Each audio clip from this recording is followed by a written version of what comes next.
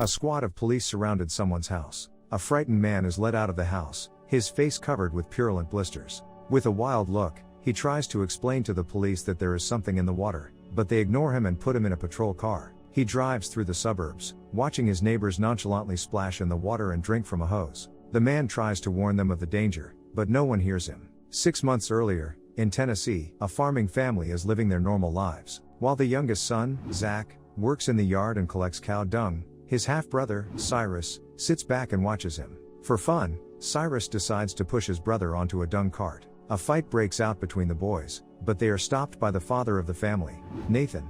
A man beats his stepson for foul language and quotes lines from the Bible about brotherly love. He does not punish his own son in any way for his act, after which he calls the family for breakfast. At the table, Nathan says a prayer. Frances, Zach and Alice's mother, looks with interest at a hired worker who is fixing their well. Nathan tells his wife that the pies she made are too dry and dismissively puts the food back on the plate. This offends the woman, but she does not dare to argue with him. Frances later goes out to trade food grown on their farm. Real estate owner Charlie Davidson drives up to her stall to persuade farmers to sell their land. The man is sure that the farm has no future, but Frances says that her husband will deal with everything and sends the persistent entrepreneur away. Before going to bed, the mother enters her children's rooms to wish them good night. She decides to stay in Zach's room and discuss with him what happened in the morning. The boy does not understand why his stepfather is so strict. Frances tells her son that they should respect Nathan, because he accepted them into his family at a difficult time for them. She advises the boy to make friends with new relatives and be grateful. At night, Frances preens in front of a mirror and goes to bed with her husband, hoping for intimacy. But Nathan condemns her for her vulgar behavior and says that it is the business of a man to offer to succumb to pleasures. The woman turns away, but she can no longer sleep. Due to insomnia, she goes out into the yard and goes to the worker's house to look at the object of her desires. The man himself overtakes the woman and touches her face. Frances weakly tries to resist, but gives up when the worker starts kissing her. At this time, Nathan wakes up from the sound of window shutters. He notices that his wife is not next to him in bed. Frances, meanwhile, is cheating on her husband with the worker. Zach also wakes up due to the raging weather. He looks out the window and sees a huge bright ball of light flying towards them. It was a meteorite that fell right into their garden, leaving a trail of fire in its wake. The boy was the first to run to the crash site and, seeing a glowing stone on the ground, decided to call his neighbor, Dr. Forbes. Nathan and Frances also run out of their houses. The man notices that his wife has left the worker's house and realizes that she has cheated on him. Frances, crying, follows her husband to the meteorite.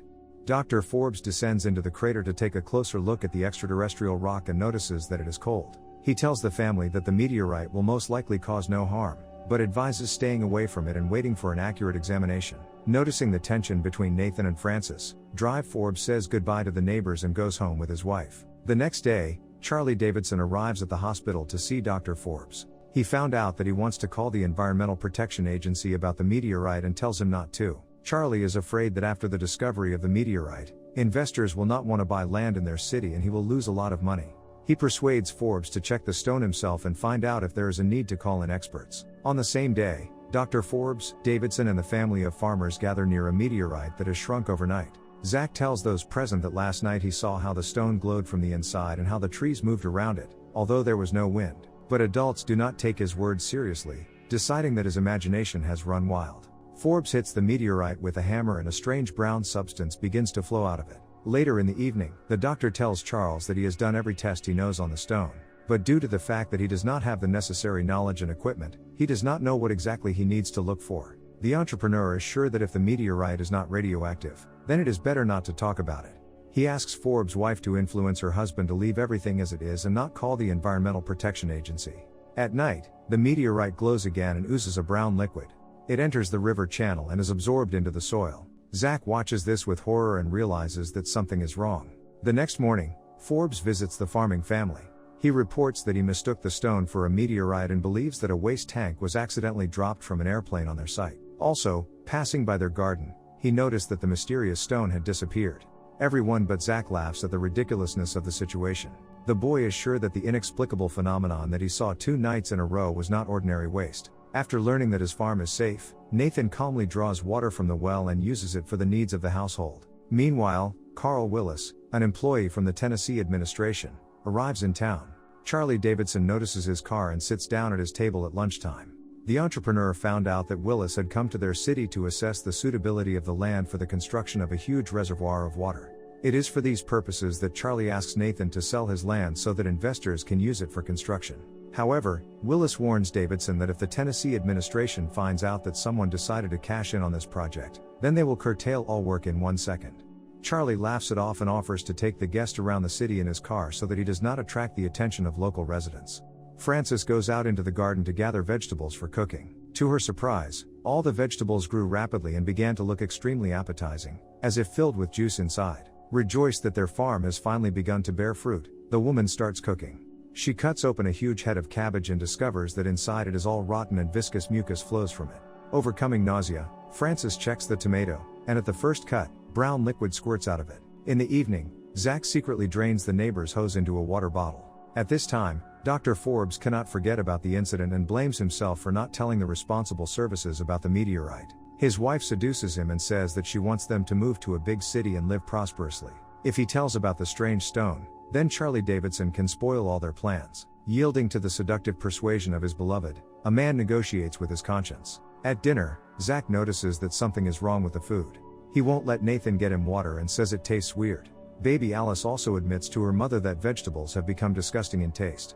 Only Cyrus does not notice anything unusual and continues to greedily consume food. Mom reassures the children and says that they have been drinking this water for many years and everything is fine with it.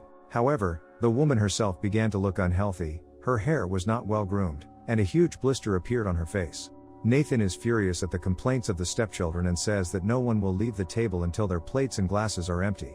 Later, Nathan waters his apple trees and thanks God for a bountiful harvest. Suddenly, he hears the desperate cries of Cyrus, who was attacked by an enraged horse. They, along with Zach, run to the aid of the boy and help him get out through the barbed wire. Nathan decides that Cyrus himself frightened the horse, but he assures that the animal has gone crazy. While treating the boy's wounds, Frances does not notice how she draws a picture on his butt. As if waking up from a dream and realizing her strange behavior, the woman runs into the room. The oddities don't end there. Charlie Davidson arrives at Nathan's house to try again to get him to sell the land. The farmer says he knows about Mr. Willis and his plans to build a dam in the city. He is not going to sell his farm, because this year it produced an excellent harvest. The man offers Charlie a taste of one of the juicy-looking apples. The entrepreneur takes a bite of the fruit and is disgusted to find it full of worms. In disbelief, Nathan cuts open another apple and sees that it, too, is infested with maggots. Alice comes to the chicken coop to feed the birds. She notices that there are a lot of feathers flying in the air, and that the chickens are pecking at food too aggressively. At some point, they attack the girl. Alice's crying is heard by her brothers and Nathan, and together they run to the chicken coop. They fight off the chickens and take Alice into the house. Zach notices a cloudy liquid oozing from the dead birds. After examining Alice, Forbes notices that Frances has lost a lot of weight and doesn't look well. He asks her to come to his reception, but because of her husband's gaze, the woman decides to be embarrassingly silent in response. In the evening, the whole family gathers in the living room. Nathan grumbles and promises to sue the company that destroyed his entire crop with their waste. Frances sews up her sock with a wild look and starts humming a tune from the TV. The woman then begins to moan and cry in pain, and her family notices her forcibly sewing the sock to her palm. Zach and Nathan try to stop her, but she forcefully pushes them away from her. Eventually, Cyrus and his father manage to grab the woman and drag her into the room. Frightened, Zach calls the doctor to check on his mom, but as soon as Forbes arrives at their house, Nathan and Cyrus pretend that nothing strange has happened. As the doctor leaves, Nathan hits Zach in the face with a newspaper. He forbids him to tell strangers about their family problems without his permission. Returning home, Dr. Forbes notices that strange steam is coming from the neighbor's well, and decides to take a water sample for analysis. The next day, Mr. Willis comes to the farmer's house. A distraught Frances attacks him with a knife in her hands. Nathan stops his wife in time, pushing her away from the frightened inspector. The farmer drives away the uninvited guest, but he himself does not intend to stay in this madhouse. This time, Forbes decided to take charge and find out what was happening on his neighbor's farm. He brings a water sample to the lab for analysis, and a medical officer tells him that the results will be ready in a few days. Frances' health is rapidly deteriorating. At the table, she talks incoherent things and eats food with her hands, and her face is already almost completely covered with festering blisters. Nathan and Cyrus prefer to ignore her condition. It hurts Zach to watch his mother, so he decides to leave the table. Nathan orders him to take the plate of food to his sister's room, but the boy discreetly throws the food down the toilet. At the barn, Nathan notices that his animals are starting to rot alive. He looks around in horror, trying to figure out what's going on. Worms and beetles crawl out of the rotting cattle and pounce on the farmer and his son. Cyrus's face began to blister as well. At night, Nathan sits next to his wife tied to the bed and reads lines from the Bible about the 4 horsemen of the apocalypse. The man is sure that the Lord is punishing his family because of the sins of Francis. Nathan falls asleep and his wife manages to break free of her bonds. Hearing a strange noise downstairs, Zach decides to check what's going on. Frances suddenly appears before him. Her face has turned into a slimy mask of pus, and her hair has turned gray and fell out. The woman screams and attacks her son with a fire poker. Nathan wakes up from the noise and forcefully drags the woman into the basement, continuing to quote the Bible. Cyrus watches everything that happens and with a crazy laugh tells his father to kill Francis. Alice, seeing the state of her beloved mother, begins to sob. The results of the water analysis come to the laboratory. The laboratory assistant informs Dr. Forbes that the water contains a new unknown substance that completely changes the structure of water and can be life-threatening. Realizing what a terrible mistake he made, Forbes escapes from the laboratory and leaves a message for Mr. Willis. He asks the inspector to come to the farmer's house to tell him about the terrible discovery. The doctor also tries to warn Davidson about the contaminated water, but Davidson has already arrived at his house. Charles decides to take drastic action and asks Mrs. Forbes to help him persuade the family of farmers to sell their land. Then the last transaction will be completed and Forbes will have a prosperous future after selling his house to investors. The companions approach Nathan's house, where they are greeted by growling dogs. Mrs. Forbes decides to run away from them to the car, but they catch up with him and gnaw him to death. Davidson hides from the angry animals in the basement, not yet knowing what kind of monster is there. He hears a noise and decides to light the room with matches, after which Frances pounces on him. She digs her claws into his neck, and the man dies in agony. Instead of poisoned veggies, Zach brings store-bought food and clean water to Alice's dinner. After feeding his sister, he decides to visit his mother in the basement. There he is met by his stepfather and says that he carried Frances back to the room. He takes the boy out of the basement, and he does not notice the corpse of Charlie Davidson. Nathan forces his stepson to show the contents of his backpack. There he finds a flask of clean water and becomes enraged. The man walks out into the light and Zach sees that his face is also blistered and his eyes are wild. Zach tries to explain to his stepfather that the water from their well is contagious, but he pounces on him with a tire iron. While chasing the boy, Nathan trips over a chair and falls, and Zach manages to escape. Alice hears a noise outside the door and decides to leave the room. There, she is met by Cyrus, who is also completely turned into a monster. Zach comes to his sister's aid and stuns his stepbrother with a bat. Afterwards, he hides Alice in a closet and asks her to sit quietly while he calls for someone to help. Meanwhile, Nathan boards up all the doors. Thick smoke begins to spread from under the floorboards throughout the house. Dr. Forbes manages to get inside the house through the back door, but Nathan finds him and kills him with a hammer. Zach comes down and tries to go outside. His stepfather attacks him again and begins to choke him. The boy kicks the opponent between the legs and escapes, but trips over the body of Dr. Forbes. Nathan corners his stepson and he is already preparing to die. But suddenly, Mr. Willis runs around the corner and stabs Nathan with a pitchfork. The house begins to gradually collapse and Zach and the inspector rush upstairs to pick up Alice. They are attacked by the awakened Cyrus, but the boy throws his brother down the stairs. Having gotten out of the house, Willis and the girl run to the car, and Zach looks for his mother. But the woman has completely turned into a rotting substance and it is no longer possible to help her. Fleeing from the crumbling house, Zach runs past the body of Cyrus, who grabs him by the leg, but the next moment the monster is already tightly pressed down by the fallen concrete.